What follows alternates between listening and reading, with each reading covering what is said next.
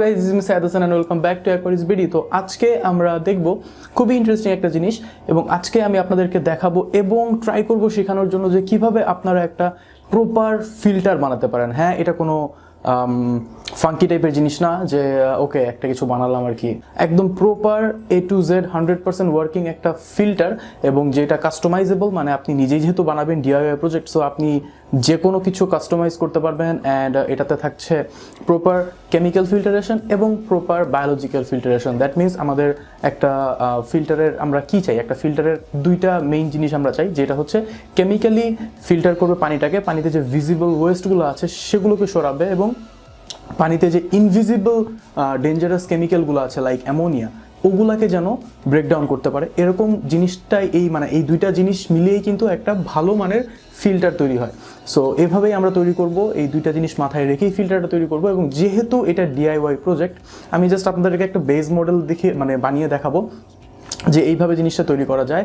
এবং আপনারা যখন বানাবেন আপনাদের ইচ্ছা অনুযায়ী, আপনাদের ট্যাঙ্ক অনুযায়ী, আপনাদের ট্যাঙ্কের সাইজ অনুযায়ী, কোথায় রাখছেন ট্যাঙ্কটা ওইটা অনুযায়ী আপনারা কাস্টমাইজ করে বানাতে পারবেন। সো স্ট্রেট চলে যাই ভিডিওতে। তো আমার লাইট বানানোর ভিডিওটাতে আমি একটা বোর্ডের কথা বলেছিলাম, দ্যাট ইজ দিস ওয়ান। তো এটা লাইট অনেকগুলো বানানোর পর এতটুক থেকে গেছে, অনেক ভালো রিফ্লেক্ট করা লাইট। ওয়াও। সো এটা ইউজ করব এবং এটার সবচেয়ে ভালো দিক হচ্ছে, অনেকে জিজ্ঞেস করতেছেন এটাতে পানি পড়লে এটা ফুলে যায় কিনা।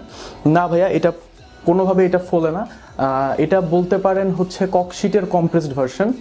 So one type of plastic বলা চলে এটাকে।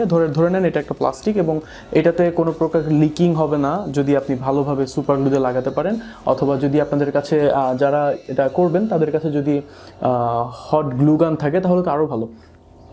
তো বাকি জিনিসটা আমি দেখাচ্ছি কিভাবে কি করতে হয়। তো দেখতেছেন এখানে আমি কয়েকটা ছোট ছোট পিস কেটে নিলাম। এখন এগুলোর মধ্যে থেকে তিনটা সাইজ দেখতে পারতেছেন। আমার মনে হয় একটা স্ট্যান্ডার্ড স্ট্যান্ডার্ড সাইজের ফিল্টার যদি বানাতে চাই, টপ ফিল্টার, তাহলে কিন্তু যদি 3 ফিটের অ্যাকুরিয়াম হয় তাহলে এরকম লম্বা একটা শিট নেওয়া উচিত। আর যদি ছোট হয় তাহলে তো এগুলো দিয়ে আমরা কাজ চালিয়ে ফেলতে পারবো। সো যেহেতু আমি এটা করতেছি আমার 12 কিউবের জন্য, অ্যান্ড অবশ্যই এটা একটা টেস্ট পারপাসে করা, জাস্ট টেস্টিং চলতেছে। 12 কিউব অ্যান্ড 18 ইঞ্চের যে সেট আপটা, ওই দুইটাতে ইউজ করে দেখবো। সো আমি এটাতে যাচ্ছি, এটা দিয়ে করব অ্যান্ড দেখি কেমন হয়। এবং এটার যে সিলটা করতে হবে হচ্ছে আপনার কি বলো এটাকে, জেল টাইপের যে সুপার গ্লুটা পাওয়া যায় সেটা, অথবা ইপক্সি, দুটোর মধ্যে একটা আপনারা ইউজ করতে পারেন। সো দেখতে পাচ্ছেন অলরেডি কিন্তু এটা একটা বক্সের শেপে চলে আসছে, ঠিক আছে। তো এটা হবে বক্স। অনেক ময়লা লেগে গেছে কাজ করতে গিয়ে, সুপার গ্লু আর হাতের সাথে অবস্থা খারাপ হয়ে গেছে, তো ওইগুলো ইগনোর করেন। সো এখন এই পার্টটা ক্লোজ করবো, এই পার্টটা ক্লোজ করবো। এবং এটা সুপার গ্লুর বন্ডিংটা এত ভালো হয়, আগেও বলেছিলাম অন্য ভিডিওতে, এটা একদমই খুবই স্টার্ডি। সো এটা ভাঙার অথবা লিক করার কোনো প্রবলেম নেই, যদিও আমরা ডাবল চেক করে নিব। তো আমি এখানে সিরামিক রিংয়ের জন্য আলাদা আলাদা কোনো কম্পার্টমেন্ট করব না, আমি জাস্ট এতটুকু রাখবো মেকানিক্যাল ফিল্টারেশনের জন্য, অ্যান্ড বাকি পুরোটা থাকবে বায়োলজিক্যাল ফিল্টারেশনের জন্য। অ্যান্ড একটা লাইন যাবে এদিক থেকে, একটা যাবে এদিক থেকে। সো এখন যেটা দেখতে পারতেছেন, এখানে এক্সট্রা একটা বোর্ড লাগিয়ে দিয়েছি। অ্যান্ড এটার রিজনটা হচ্ছে এখানে থাকবে আমার chemical filtration media, that means foam অথবা সিনথেটিক কটন, এই টাইপের জিনিসগুলো। অ্যান্ড এই পুরাটাতে থাকবে হচ্ছে বায়োলজিক্যাল ফিল্টারেশন মিডিয়া। সো পানিটা এখানে আসবে আগে, এখানে কেমিক্যাল ফিল্টারেশন হবে, এরপর এখান থেকে নিচ দিয়ে ফ্লো করবে, এখানে গ্যাপ আছে, নিচ দিয়ে ফ্লো করে এখানে আসবে অ্যান্ড বের হবে এখান দিয়ে, অথবা যে কোনো একটা জায়গা দিয়ে বের হয়ে অ্যাকুরিয়ামে চলে যাবে। এখন অনেকের মনে প্রশ্ন আসবে হচ্ছে আমি হিসেবে কি ইউজ করবো, পাম্প হিসেবে। সো যেহেতু এটা একটা বাজেট বিল্ড, একদম কম খরচে লোয়েস্ট যেটা করা যায় সেটা, সো এখানে আমি একটা ছোট সাবমার্সিবল ডিসি পাম্প নিয়ে নিয়েছি, যেটা 12 ভোল্টের এবং যেটা রান করবে হচ্ছে আমার এখানের একটা অ্যাডাপ্টার। অ্যান্ড এটা একটা 2 অ্যাম্পের adapter, more than enough for this one. And এখানে আমি পাইপ নিয়ে নিয়েছি এবং এই পাইপটা অনেক খোঁজাখুঁজির পর পেলাম, প্রায় 1 ঘন্টা। সো এতক্ষণ এটা আরও শক্ত হয়ে গিয়েছে, ভালোই হয়েছে। সো আই ডিসাইডেড যে এটা পানির ভিতরে থাকবে, পাইপটা উপরে যাবে, পাইপটা এখানে আসবে, এখানে মেকানিক্যাল ফিল্টারেশন হবে, এখন বায়োলজিক্যাল হবে। সো সেট আপে চলে যায় ডিরেক্ট। এই হলো আমাদের টোটাল সেট আপ। আমি এটা ভিতরে দিয়ে দিয়েছি, এটা আরও সুন্দর করে সাজিয়ে দেওয়া যায় আপনাদের ইচ্ছা মতো। এটা আপাতত আমার আগের একটা 12 কিউব ট্যাঙ্ক, ওটাতে দেখাচ্ছি।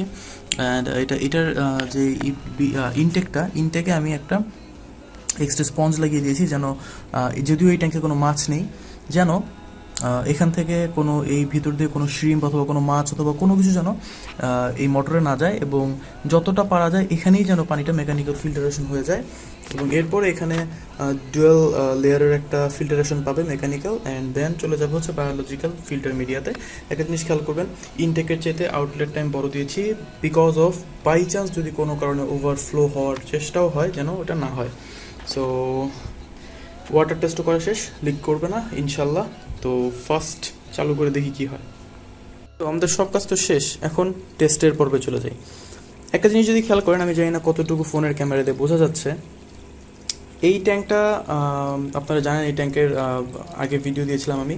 সো এটা আবার নতুন করে স্কেপ করব। তো আপাতত এটাতে র্যানামাইসিন দেওয়া, আমার ফিশগুলোতে হঠাৎ করে কিছু রোগের দেখা পেয়েছিলাম, এর জন্য এটাকে আমি জাস্ট একটা ট্রিটমেন্টের হসপিটাল হিসেবে ইউজ করেছিলাম আর কি। সো র্যানামাইসিন দেওয়া এখনও। এখানে দেখেন পানিটা একটু কিন্তু কমলা হলুদ টাইপের, বাট যখন এখান থেকে ফিল্টার হয়ে এখানে যাচ্ছে পানিটা কিন্তু একদম ক্রিস্টাল ক্লিয়ার। সো এখান থেকে হচ্ছে কি কেমিক্যাল ফিল্টারেশনের মাধ্যমে পানিতে যেসব ভিজিবল ডাস্টগুলো সেগুলো কিন্তু এখানেই ফিল্টার হয়ে যাচ্ছে। এখান থেকে পানিটা আসতেছে, এখানেই ফিল্টার হয়ে যাচ্ছে, এবং এখান থেকে ফিল্টার হওয়ার পর যে পানিটা এখানে যাচ্ছে এটা কিন্তু ভিজিবল ডাস্ট ছাড়া। অ্যান্ড এখানে হবে কি, পানি থেকে অ্যামোনিয়াটা কমে যাবে, এবং দেন এটা back to again your tank. So আমি ভাবিও নি যে এতটা ভালো পাবো, এটা থেকে এতটা ভালো পানির ফ্লো পাবো। দেখেন এখানেও কিন্তু কিছু ময়লা জমতেছে। ওকে, সো এই জিনিসটা দেওয়ার মেন কারণই ছিল এটা, যে এখানেও কিছু ময়লা জমবে, এবং যেটা এখানে আটকাতে পারবে না সেইটা এখানে ফিল্টার হবে, এবং এর ফলে হচ্ছে কি আপনার যেই সাবমার্সিবল পাম্প সেটাতেও কিন্তু ময়লা কম জমছে।